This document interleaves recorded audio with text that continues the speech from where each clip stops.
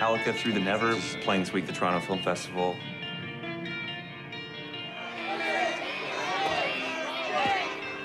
The thing I love most about Metallica is you guys have been around for a long time. 30 years in the business. Like, what makes it work with you guys?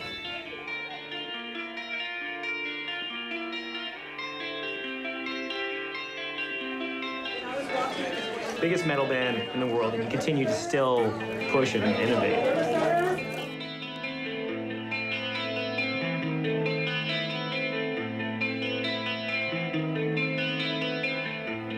All right, so this, for me, was unlike any other concert movie I've ever seen. Unlike any movie I've ever seen. IMAX 3D. Looks and sounds incredible. Was it always going to be part narrative, part concert film?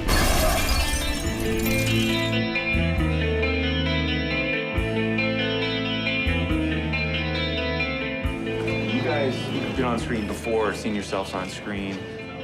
Two of the best music movies I've seen in the last 10 years are wildly different, and they're both about Metallica.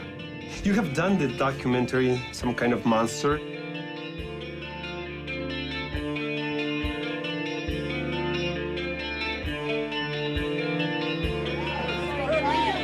Directors Joe Berlinger and Bruce Sinofsky and the band Metallica.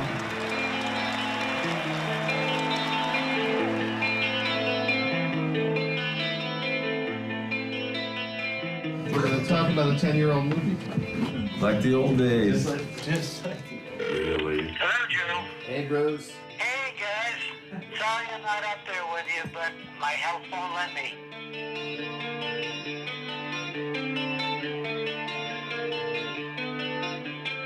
You know, we talked back then, and you had some misgivings about the film, Some Kind of Monster. You weren't totally comfortable with sharing. I'm just curious how you feel now. Ron, how has the last 10 years been for you? Was it a difficult assimilation? Some Kind of Monster really kind of changed my outlook on what documentaries can do and what the role of the camera is. I think you had the most to lose of all the guys by allowing that movie to come out.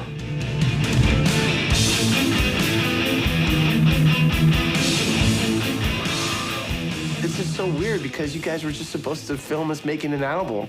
And all of a sudden we just set our instruments down and started talking, and next thing you know, we have a movie about a really dark time in Metallica. Some Kind of Monster was not planned. It was one of those things that we were blessed to have cameras around filming some other thing, and then life happened. I consider Some Kind of Monster more than a film. It is a soul-bearing experience for us. It is the best mirror we've ever had in our lives. But I really believe that Some Kind of Monster, what was so great about it is it was honesty and truth that you actually saw within this band that had been so protected for so many years. At that time, we were still struggling with individual identity within the collective and trying to figure out who we were. I think it's fucking stock. Which part of that is unclear to you? I told you, I'm in a shit mood, and what have you been doing? Fucking picking at me all night. We like to jump off the cliff and have no idea where we're gonna go. If we knew where it was gonna go, there's no way that that story would be interesting to us. The manager suggested that we have a psychotherapist come in. I actually said that this is really fucking lame. The biggest heavy band of all time, and the things we've been through and decisions we've made about squillions of dollars and squillions of people. And this, we can't get over this. We went in there and started filming, thinking we'd be in San Francisco for a couple of weeks, but as soon as we arrived, the band started falling apart. Jason Newsted announced his departure. After 14 years of headbanging, Metallica bassist Jason Newsted has quit the band. I think you will never, ever, ever find a permanent bass player. He fucking left the band! These guys, after 20 years of sex, drugs, and rock and roll, were finding that their lives weren't working for them anymore, but they wanted to stay together as a band, but they weren't communicating, weren't functioning. How do you feel if you don't seem very psyched about it? God, being in a band, it's so different. It's so different than most people on this planet. You're in a fantasy world most of the time. People are giving you validation all the time. How do I look to the world? What do I mean to the world? I get my value, my worth from other people's opinion of me. You know, I've struggled with that since day one.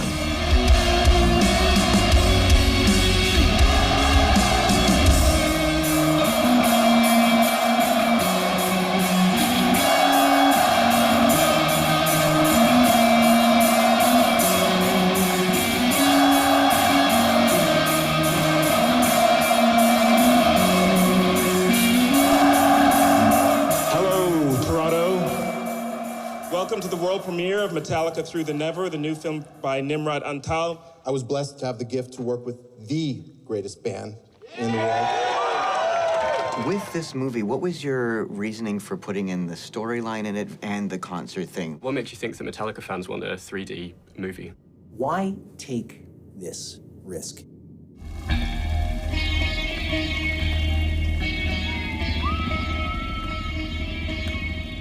I felt that there was an opportunity to do a different film. There was an opportunity to do a film that nobody had seen before. When we did Some Kind of Monster 10 years ago, part of the reason that movie worked so well was that there was this sort of unexpected dramatic arc in there. And we figured if we put a story into a concert film that there could be an interesting hybrid element that would come out of that. With a project like Through the Never, there was 2 movies going on at the same time. And what's the balance of the 2? How much narrative versus how much concert? And everyone had their own idea of what the balance should be.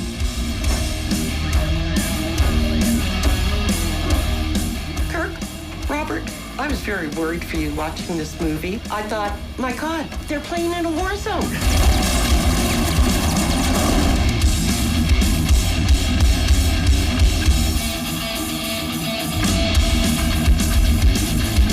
Are up on that stage. You've got these freaking 3D cameras in your face.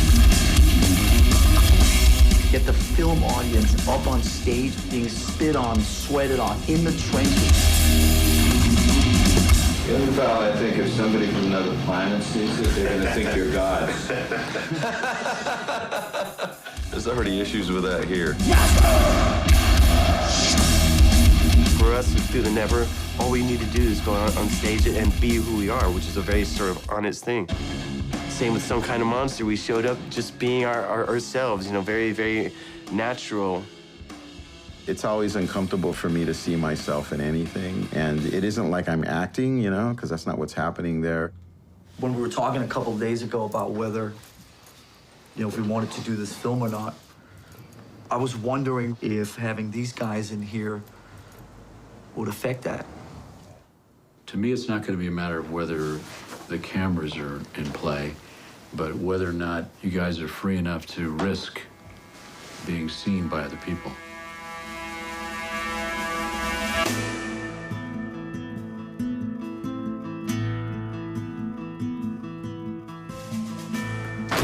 If you walked away from Metallica, I'm not sure that it would surprise me. We really need to get together, talk about this, act like the band exists because it does exist. I'm prepared for the worst.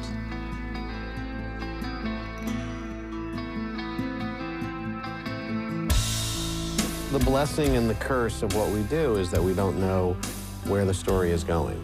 And when James comes back from rehab and wants to shut the film down because he was in a different place, we realized it could very well shut the film down, but we were going to go with it. Yeah, why are we filming this? Your presence influenced the film and influenced the process. It was undeniable that you guys became part of what was going on. I felt uncomfortable with it.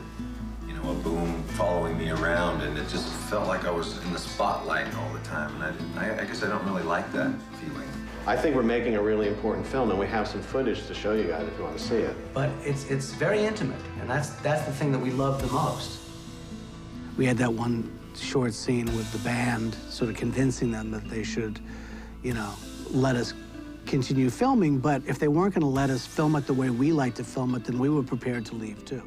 You know, my whole problem is that I'm an introvert, very private person. You know what, guys? Why don't we just go in there and just hammer it out, right, instead of hammering on each other? We've never cried in front of each other. We've never loved each other as much. I've always felt that we're here, you're here, let's have as few barriers between the band and the fans as possible. And so this movie is the obvious next step. I don't know, I saw myself on there being pretty real, and it was kind of cool to see that. If we're doing this, we're doing this. We're gonna take the veil off. We're gonna pull back the curtain on us.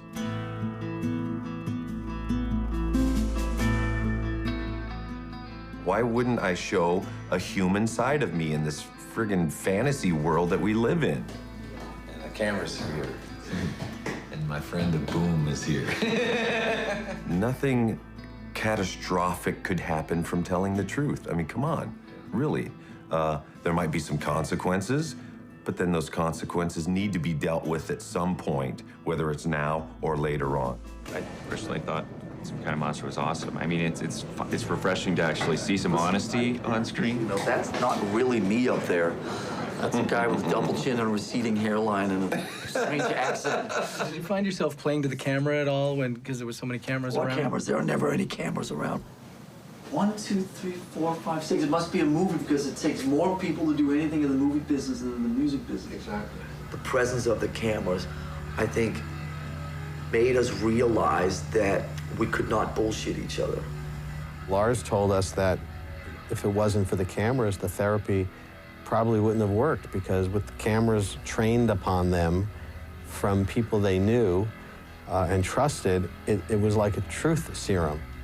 When I think about this movie, my privacy issues are not the first thing I think about. You know, I think about us sitting at the table, working through all the things we needed to work through to still survive, you know, as a band and as friends and as people. This is what bugs me about this process, is that every single thought has to be dissected. Right now, it fucking annoys me. It's like you're hearing a fucking song for the first fucking time. You're just sitting here being a complete dick. And it's a total uphill battle for me a lot of times. I don't like that feeling. Oh, that's like just like the last 15 years. Yeah. For me. Well, let's talk about I spend a large amount of my time trying to like downplay my ego and get it even smaller. You guys have issues. You guys have a long list of issues you need to go through. When we're up against a fear, that's the time to move into it. At any moment in that movie, we could have been done. And there were points where it got really, really close. Really close. I'm not enjoying being in the room with you playing. Okay, so if you're not happy playing music with me, You know, Lars and I just pushing each other's ego button, you know, well, I don't really care. Me either. And we're like daring each other to get to that point, you know, to bring up the, I don't need you, or the, I want a divorce. fuck! I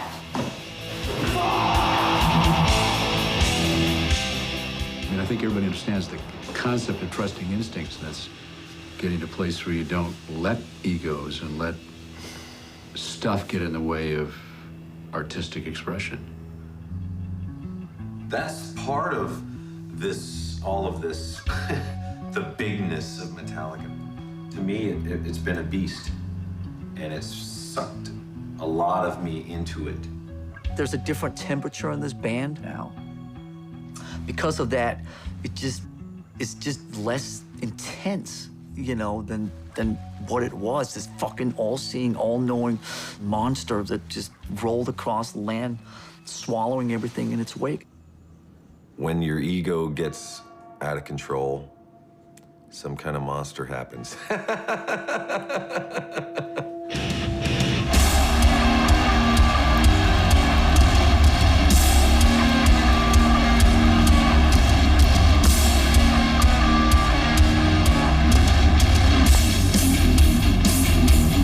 Having Rob in the band and seeing his proficiency and like feeling his passion for music, it's all rubbed off on us, and it's made us better players too.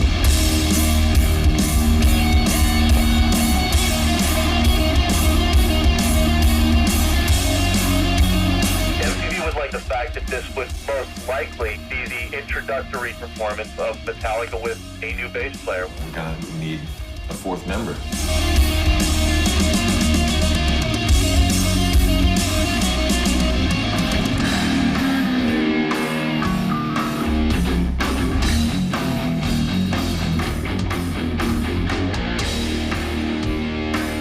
My performance audition, the first day at 11 o'clock at night, we're leaving the parking lot at HQ, and it's just Lars and I, and he says, let's go get a beer. I said, of course I got to do this. So we end up drinking till about 5 in the morning, and they had these meetings at 11. They started promptly at 11. I had the worst hangover of my life, and I've got to play music. I mean, I've got to jam, and Hetfield is sober, and he doesn't want to deal with loose characters, and here I am out of my mind, and I'm thinking to myself, this is torture. I remember wearing Lars's, was it Armani, one of his T-shirts that I would never wear in my life, but in the film, when I watch it, I'm wearing that shirt, only because I would have been wearing the same clothes for after 3 days, and I'm sure it wouldn't have smelled very good. I could try battery. Battery? You can play that fast with your fingers? Yeah!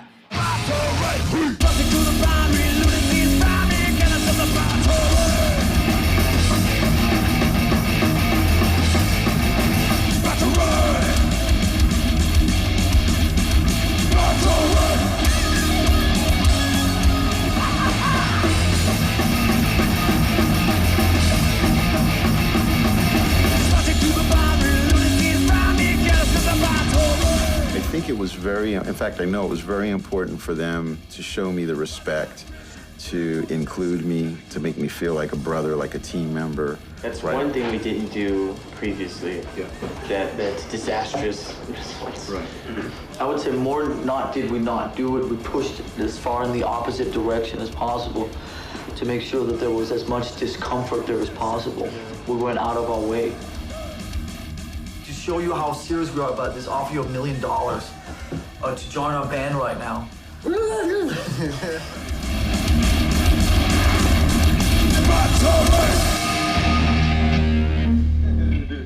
It's a fucking pretty mighty bass sound you got going there. You've been in the band for 5 minutes and already you're an icon? It's such an honor, and I'm stoked. It will be 11 years next February. At that time, my life completely changed. It was just this wild journey that I set off on, and I didn't know where it was going to go.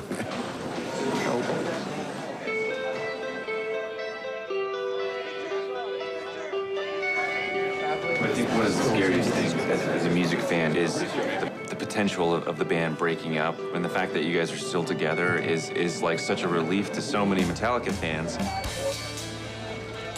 I think Metallica is happier and healthier than it's ever been, ever, in 32 years. Do you think, Lars, that has something to do with the Phil's whole years and that period? Phil came into our lives as a professional, became more of a friend, more of a confidant. I do think that he gets a little bit of a rough break out of this. We pay him $40,000 a month to be pretty much available at our beck and call. I'm afraid he's under the impression that he's like in the band, Yeah. Fair enough. He overstayed his welcome. He may even acknowledge that. He's sort of the villain, the bad guy in the movie, and all those sweaters and all this. I believe that he prevented the band from breaking up. I believe he saved the band. I've shared this with you from time to time, but I've never seen anybody embrace a transformation of the personality the way that you have, ever in my life. And that's what I do for a living. So hopefully there's some kind of acceptance in the world for Phil and his role and what he's done for us. Because he did take us to the place that we were afraid to go to. He did walk us into the fire and walked us onto the other side. He showed up at the right time.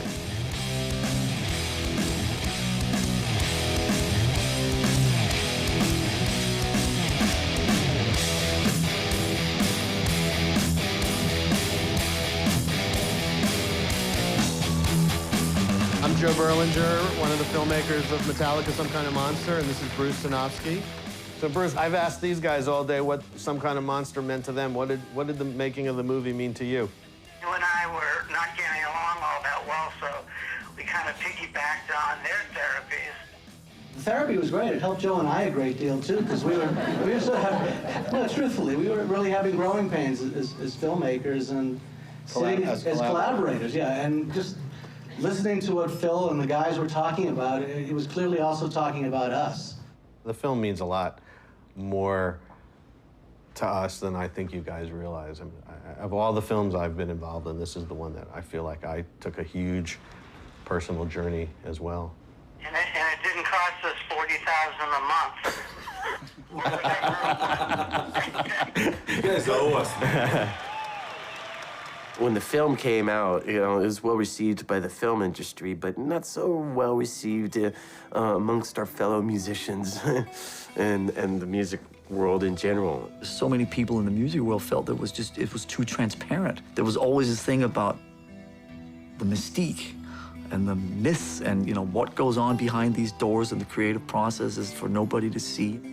A friend of ours, he was like, that scene where James is there with his daughter in ballet. I mean, come on, man.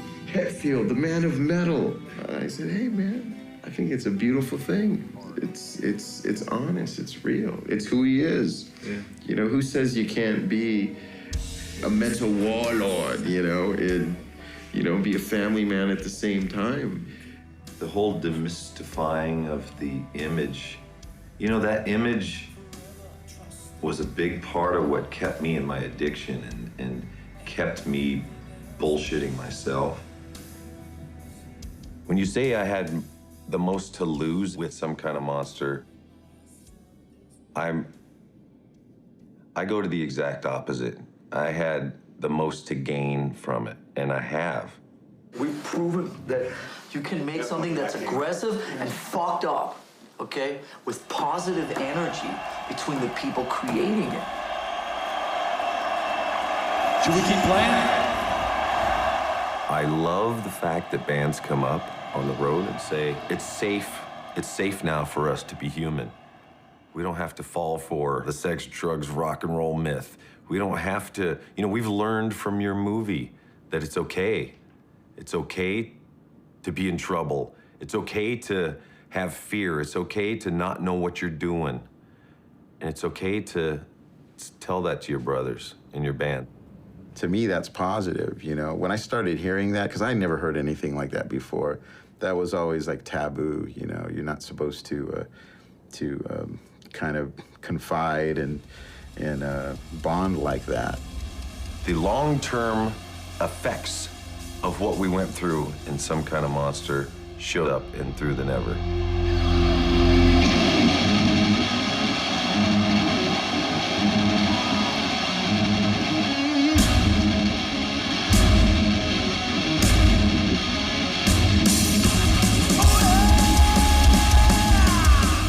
I would like to say that we are playing better than we ever were.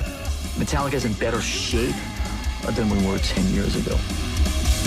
I think we're much more comfortable being ourselves and who we are. What is it? We have a really strong bond. You know, it's not just a musical bond, you know. We've experienced so much together. I mean, so many things. And yeah, it's just, I really can't picture my life without those guys, man. I'm getting all sentimental about it. God, but I'm proud of the fact. I'm so proud of the fact that we're still together.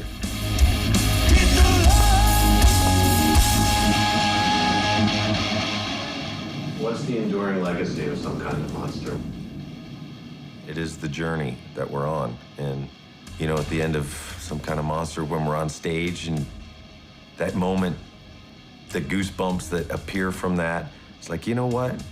No matter what's going on in your life, no matter how much resentment you have for somebody or how much darkness is in your soul that you think you have, you can get through it, you can overcome it.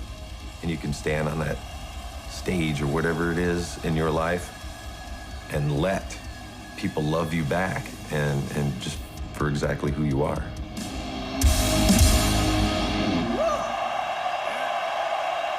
You know, I say this often, but it's a good time to be in Metallica right now.